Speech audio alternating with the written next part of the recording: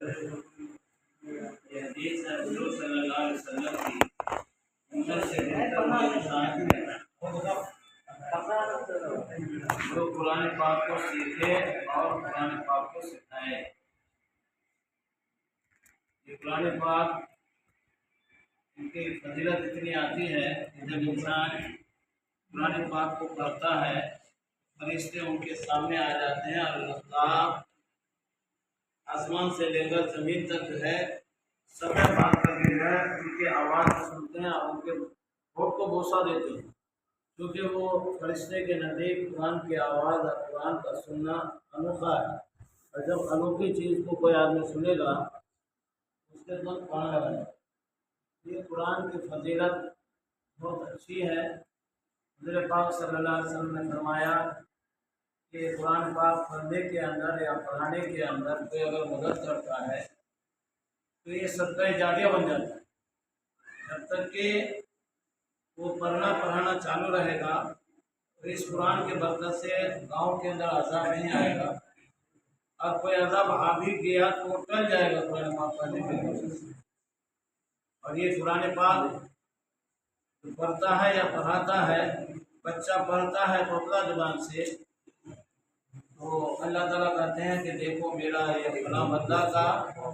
لڑکا یا پوتا یا ناتی پڑھ رہا ہے تو اپنے زبان سے جاؤ قبر کے اندر ان کے عذاب کو ہلکا کرو۔ اس قرآن پاک کے پڑھنے کے اندر یا پڑھانے کے اندر مدد کرنا یہ صدقہ جاریہ ہے۔ تب آدمی نفع اس چیز میں جاتا ہے دنیا کے اندر جس کو آپ سے معلوم ہوتا ہے کہ یہ چیز خریدیں گے تو اتنا نفع ہوگا، اور باقی یہ قرآن پاک پڑھنے کے اندر پڑھانے کے اندر جو نفع ہے ابھی تو معلوم نہیں ہوتا ہے، معلوم ہوگا آگ پر ہونے کے بعد۔ اس وقت جو ہے لوگ تمنا کریں گے یا اللہ اپنی دنیا کے اندر بھیج دے، ہم قرآن پاک کو پڑھیں یا سیکھیں یا نیک کام کریں، لیکن اللہ تعالیٰ کہے گا دنیا سے آنے کے بعد تمہارا لوٹنے کا کوئی نہیں ہے۔ اس لیے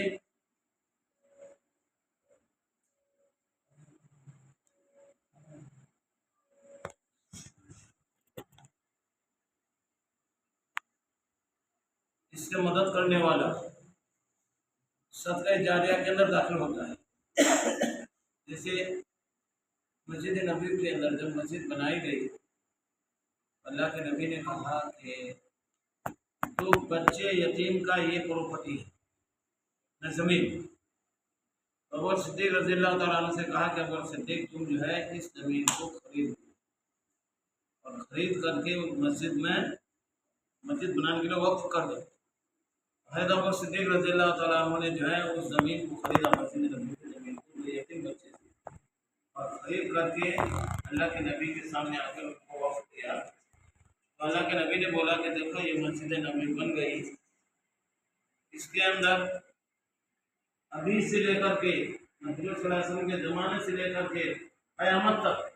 جتنے لوگ مسجد نبی کے اندر نماز پڑھیں گے ان سب کا ثواب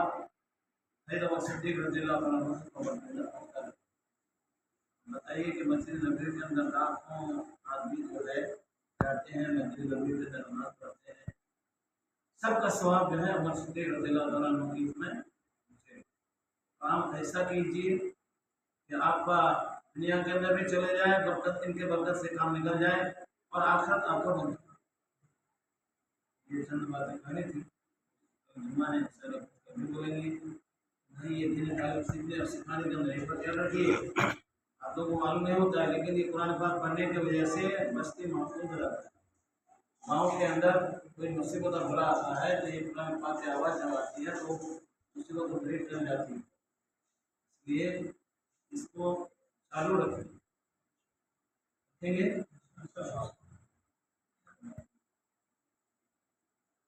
آپ کو